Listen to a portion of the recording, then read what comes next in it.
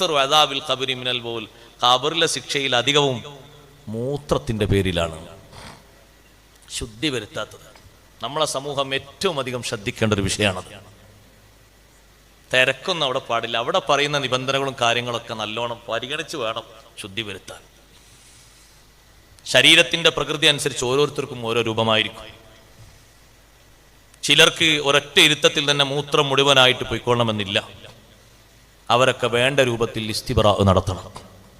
എഴുന്നേറ്റ് ഇരിക്കേണ്ടവർ മൂത്രത്തുള്ളികൾ എവിടെയും ആകാതെ എഴുന്നേറ്റ് ഇരുന്ന് സാവകാശം മൂത്രത്തുള്ളികൾ മുഴുവനും മുറ്റിക്കണം. പെട്ടെന്ന് എല്ലാം കഴിഞ്ഞു എന്ന് കരുതി നമ്മൾ തിരിച്ചു പോരുന്ന സന്ദർഭത്തിലാണ് ബാക്കിയുള്ളതൊക്കെ നിസ്കരിക്കാൻ പോകുന്ന ആ ഡ്രസ്സിലേക്ക് അല്ലെങ്കിൽ ആ ശരീരത്തിലേക്ക് ഒന്നോ രണ്ടോ തുള്ളിയായിട്ട് ആ നനവൊന്നും ബോധ്യപ്പെടാണ്ടാകൂല തെറിച്ചു വീഴുന്നത്.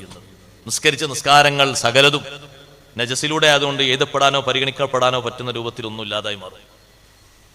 കുറേ കാലം ഖബറിൽ ഇങ്ങനെ ഒരാളെ ശിക്ഷിക്കുമ്പോൾ അഷ്റഫുൽ ഖൽഖ് സല്ലല്ലാഹു അലൈഹി വസല്ലം തങ്ങൾ പറഞ്ഞു, അല്ലാഹു തആല ഒരടിമയെ ഖബറിൽ 100 അടി അടിച്ച് ശിക്ഷിക്കാൻ കൽപ്പിച്ചു. അങ്ങനെ ആ മനുഷ്യനെ കുറേ കാലം അങ്ങനെ ശിക്ഷിച്ചു കൊണ്ടിരിക്കുമ്പോ ഒരു ദിവസം അദ്ദേഹം ചോദിച്ചു മലക്കുകളോട്, ലിമാദാ ജലത്തുമൂനി, എന്തിനാ നിങ്ങൾ എന്നെങ്ങനെ അടിക്കുന്നത്? ഓരോ ദിവസവും 100 അടി ഇങ്ങനെ അടിക്കുകയാണ്. അപ്പൊ മലക്കുകൾ പറഞ്ഞ മറുപടി, ഇന്നക സ്വല്ലൈത സ്വലാതൻ ബിഗൈരി തഹൂർ, ശരിയായ ശുദ്ധി വരുത്താതെ ഒരു നിസ്കാരം നീ നിസ്കരിച്ചില്ലേ, ഒരു നിസ്കാരം നീ നിസ്കരിച്ചില്ല ശരിയായ ശുദ്ധി വരുത്താതെ.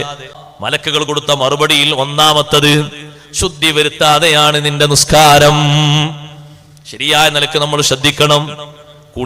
കുളിച്ച് ശുദ്ധി വരുത്തേണ്ട ആളുകൾ നിയ്യത്ത് മറക്കാതെ, കുളിയുടെ ഭാഗങ്ങൾ ഷർത്തും ഫർളും ഒന്നും മറക്കാതെ കൃത്യമായിട്ട് നിർവഹിച്ചുകൊണ്ട് വേണം നിസ്കാരത്തിലേക്ക് നിൽക്കാൻ. വളരെ സൂക്ഷ്മതാ വിഷയത്തിൽ വേണം. അലി ബിൻ അബി ത്വാലിബ് റളിയല്ലാഹു അൻഹു ഏറ്റവും അധികം പേടിയോടെ നിർവഹിക്കുന്ന ഒന്നാണ് ഗുസ്ലുൽ ജനാബ, ജനാബത്തിന്റെ കുളി. അത്ര പേടിയുള്ള ഒരു കാര്യം അലി റളിയല്ലാഹു അൻഹു വേറല്ല. ജനാബത്തിന്റെ കുളി വളരെ കാര്യഗൗരവത്തോടെ നിർവഹിക്കുന്ന ഒരു അമലാണ്. കാരണം ശരീരത്തിന്റെ എല്ലാ ഭാഗങ്ങളിലും വെള്ളം ചേരുക എന്നുള്ളൊരു വിഷയമല്ലേ. നമുക്ക് നനഞ്ഞു തോന്നും, എന്നാലും അവിടെ സൂക്ഷ്മത പാലിച്ചുകൊണ്ട് എല്ലാ ഭാഗങ്ങളും ഒന്ന് നോക്കി, ഒന്ന് വെള്ളം ചേരാത്തിടത്തൊക്കെ വെള്ളം ചേർത്തി നല്ലവണ്ണം ശ്രദ്ധിച്ച് നല്ലൊരു മനസ്സിനൊരു നല്ല ഉറച്ച വിശ്വാസം വരുന്നവരെ ആ രൂപത്തിൽ കാര്യങ്ങളൊക്കെ നിർവഹിച്ച് എന്തെങ്കിലുമൊക്കെ ആയിട്ട് കാട്ടിക്കുട്ടിയെ പോരാ.